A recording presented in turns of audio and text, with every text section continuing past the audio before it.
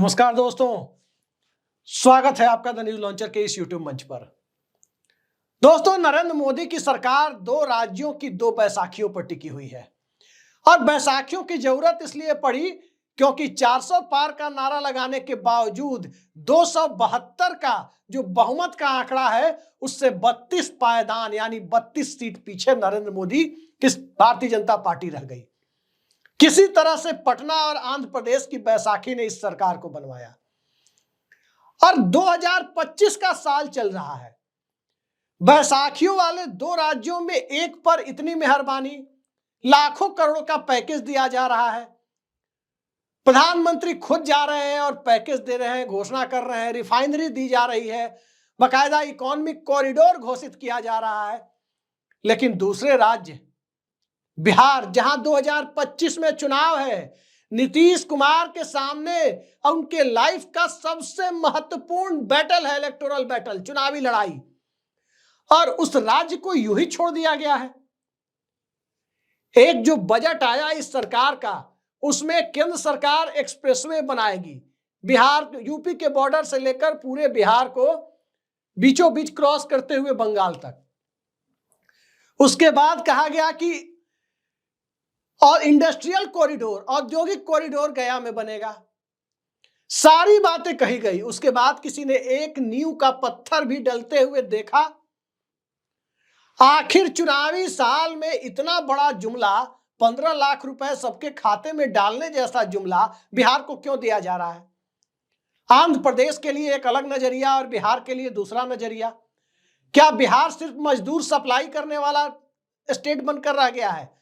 क्या नरेंद्र मोदी और अमित शाह की भारतीय जनता पार्टी ने गुजरात की कंपनियों में काम करने के लिए इंजीनियर से लेकर मैनेजमेंट तक और मजदूर तक इसको सप्लाई करने वाला राज्य बनाकर बिहार को छोड़ दिया है? क्या इससे ऊपर बिहार की अहमियत वो समझते नहीं? बिहार आते हैं गृह मंत्री अमित शाह और नारा लगवाते हैं, बोलिए भारत माता की जय, और फिर बोलते हैं जरा जोर से बोलो, भारत माता की जय। क्या बिहार सिर्फ भारत माता की जय नारा लगाने के लिए है? क्या बिहार की 40 लोकसभा सीटें 272 के आंकड़े को पूरा करने के लिए है? चुनावी राज्य में तो दनादन घोषणाएं होती है, दनादन शिलान्यास होते हैं, दनादन फंड का एलोकेशन होता है। बिहार को क्या मिल रहा है? कपिल शर्मा के शब्दों में कहें तो बाबा जी का ठुल्लू। कपिल शर्मा शो में आपने देखा होगा, वो कहते हैं बाबा जी का ठुल्लू। तो क्या नरेंद्र मोदी की सरकार बिहार को बाबा जी का ठुल्लू दे रही है? सवाल दरअसल बहुत महत्वपूर्ण है। इसलिए महत्वपूर्ण है कि एक तरफ मजदूर सप्लाई का राज्य, इंजीनियर सप्लाई का राज्य, प्रोफेशनल सप्लाई का राज्य बनाकर बिहार को छोड़ा गया है, और उस परिस्थिति में जब चुनावी साल है, जिस राज्य की बैसाखी पे आपकी सरकार टिकी हुई है, उस राज्य के प्रति इतना सौतेला रवैया। आखिर नीतीश कुमार क्या कर रहे हैं? आखिर नीतीश कुमार इस सरकार को समर्थन क्यों दे रहे हैं? क्या बिहार के वोटर्स को यह जानने का हक नहीं है कि नरेंद्र मोदी सरकार की बैसाखी आप क्यों बने हुए हैं? 1 दर्जन सांसद नीतीश कुमार के, बिहार फर्स्ट, बिहारी फर्स्ट कहने वाले चिराग पासवान, वो क्या कर रहे हैं? उनके भी 5 सांसद है, वो कर क्या रहे हैं आखिर? जीतन राम मांझी एमएसएमई के मिनिस्टर बने हुए हैं, लघु सूक्ष्म और मध्यम उद्योगों के मंत्री। कौन सा लघु सूक्ष्म और मध्यम उद्योग बिहार में लगवा दिया? किसकी आधारशिला रखवा दी?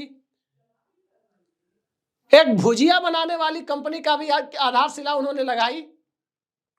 क्या हुआ भागलपुर के सिल्क का?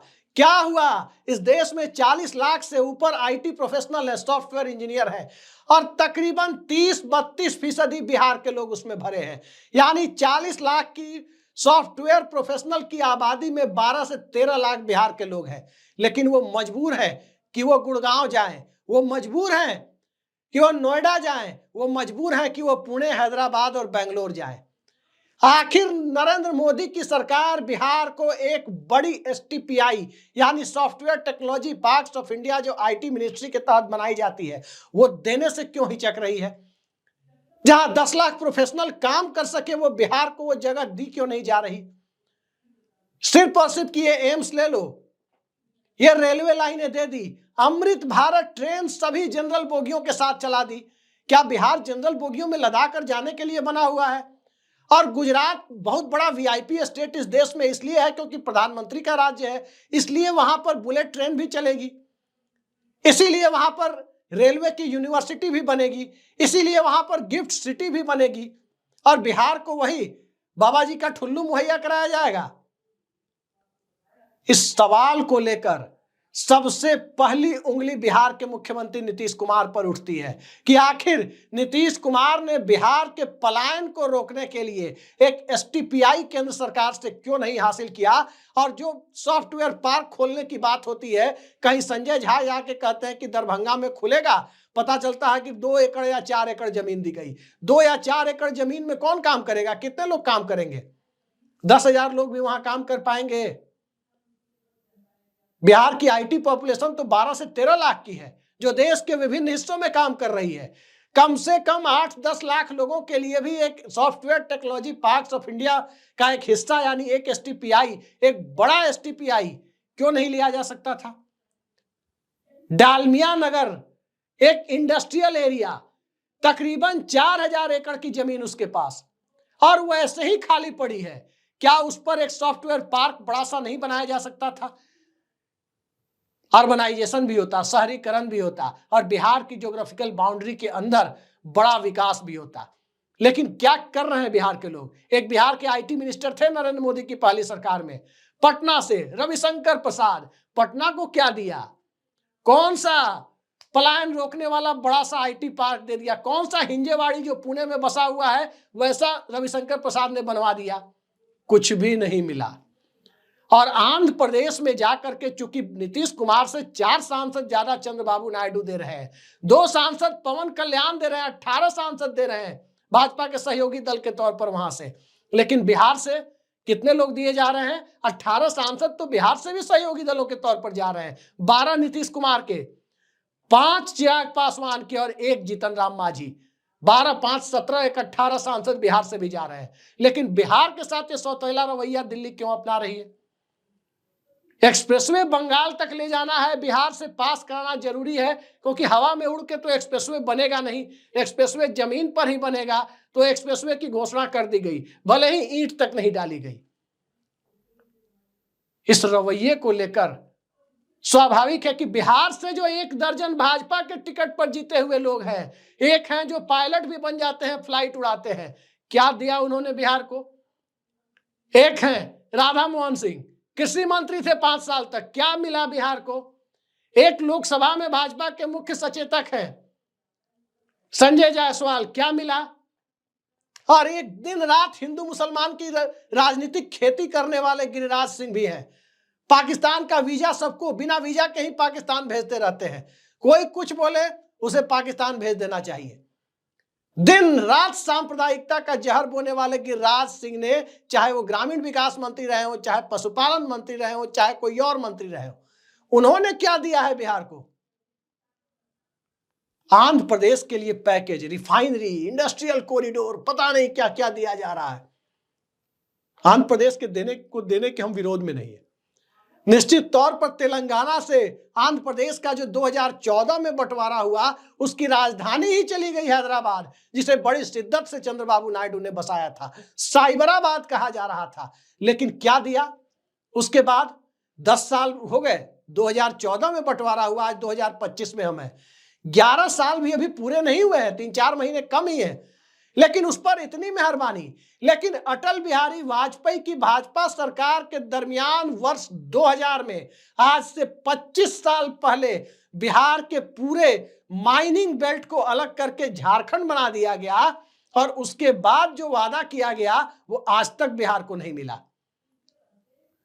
वो क्यों नहीं दिया जा रहा? 10 साल पहले जिस राज्य का बंटवारा हुआ वो याद है कि उसे 2 लाख करोड़ का पैकेज देना है, जब जाना है तब कुछ ना कुछ देना है। लेकिन बिहार को देने के मामले में गुजरात लॉबी जो दिल्ली पर हावी है, इतनी कंजूस क्यों हो जाती है? आखिर बिहारियों का गुनाह क्या है? 5 किलो राशन पर वोट देना यही गुनाह है? नीतीश कुमार का भारतीय जनता पार्टी के साथ जाकर गलबहियां कर लेना यही गुनाह है? चिराग पासवान का नरेंद्र मोदी का हनुमान बन जाना और बिहारियों के वोटों की सौदेबाजी कर लेना यही गुनाह है? चिराग पासवान का कैबिनेट मंत्री और सांसद बनने के लिए भारतीय जनता पार्टी के साथ बैठने के साथ साथ जीतन राम मांझी का भी उनके साथ बैठ जाना, यही गुनाह है बिहारियों का। बिहारियों के वोट की सौदेबाजी उनके सांप्रदायिक और जातीय आधार पर राजनीति करने वाले नेता करते हैं। फिर उसके बाद बिहारियों को चुनाव के समय में पलायन बहुत होता है, विकास नहीं होता है। विकास कौन करेगा? क्या नीतीश कुमार जो भारतीय जनता पार्टी के साथ जाकर बैठ गए हैं वो विकास करेंगे? इस चुनाव में, विधानसभा चुनाव 2025 में एक ही बड़े राज्य का है। दिल्ली को छोड़िए, दिल्ली एक म्युनिसिपैलिटी की तरह है। दिल्ली का चुनाव 1 महीने में निपट जाएगा। लोकतंत्र के महापर्व में दिल्ली के वोटर की एक भूमिका है, बड़ी भूमिका है, हम उसका सम्मान करते हैं। हर राज्य के वोटर की भूमिका है। लेकिन जो 40 लोकसभा सीटों वाला बिहार है, उसके साथ जो अभी हो रहा है और उसकी बैसाखी पर जो सरकार टिकी हुई है, वो सरकार ये काम कर रही है कि बिहार के प्रति सौतेला रवैया दिखाई दे रहा है। संजय झा क्या करते हैं? कहा जा रहा है कि संजय झा ही नीतीश कुमार और नरेंद्र मोदी के बीच कनेक्टिंग लिंक है। वो कर क्या रहे हैं संजय झा? दरभंगा में एयरपोर्ट चालू हो गया, ऑपरेशनल हो गया, उसके बाद अब कह रहे हैं कि दरभंगा को अंतर्राष्ट्रीय हवाई अड्डा बनाया जाएगा।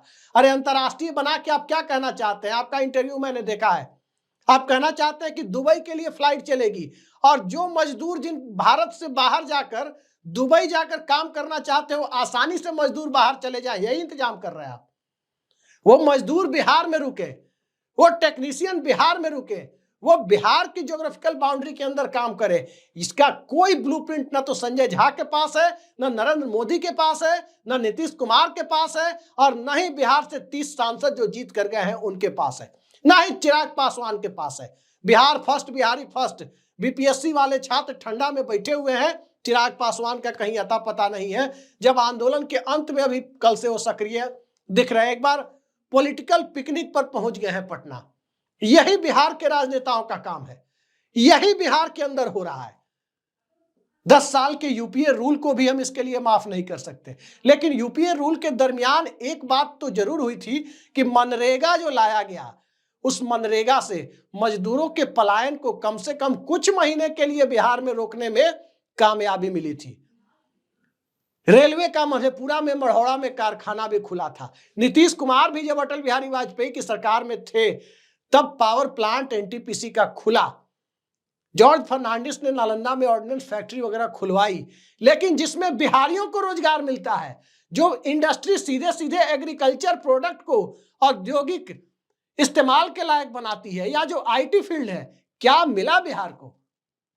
नरेंद्र मोदी कोई जवाब देने की स्थिति में नहीं है। और नीतीश कुमार इस सरकार को यदि टिकाए हुए हैं, तो बिहार की विधानसभा चुनाव में जनता अब उस बात पर यकीन नहीं करेगी कि 2005 के पहले कुछ था जी, वो सब कोनो काम किया है। वो सब कोनो काम नहीं किया है। तो आप जो 2005 के बाद है, 2010 के बाद आपने बिहार को क्या दिया है, ये जनता जरूर पूछेगी। 5 साल का ढिढोरा सब कोई पीटते हैं कि 5 से 10 में नीतीश कुमार ने बहुत काम किया। उसके बाद क्या? उसके बाद ईश्वरीय ताकत के बूते ही बिहार चल रहा है, ऐसा लग रहा है। उसके बाद की परिस्थिति क्या है? कोई राशन दे रहा है, कोई भाषण दे रहा है, इसी के सहारे बिहार चल रहा है। और बिहार के साथ, बिहार की बैसाखी पर सरकार टिकाकर नरेंद्र मोदी की सरकार पलायन रोकने की दिशा में बिहार को कोई बड़ा काम, कोई बड़ा प्रोजेक्ट, कोई आईटी का प्रोजेक्ट, कोई दूसरा प्रोजेक्ट जिसमें बिहार में पलायन रुके, यही रोजगार मिले, अगर नहीं दे पा रही है, तो निश्चित तौर पर उस सरकार की बैसाखी बने हुए दलों पर लानत है। चंद्रबाबू नायडू की तारीफ बनती है कि चाहे जिस सरकार को समर्थन देते हैं, अपने राज्य के लिए, अपने राज्य के लोगों के लिए उसकी कीमत वसूलते हैं। चाहे वो अटल बिहारी वाजपेयी हो या नरेंद्र मोदी हो, कीमत वो भरपूर वसूल रहे हैं। बिहार को कीमत वसूलने वाला नेता चाहिए, जो दिल्ली को समर्थन दे तो बदले में कीमत वसूले। आज के लिए इतना ही। नमस्कार।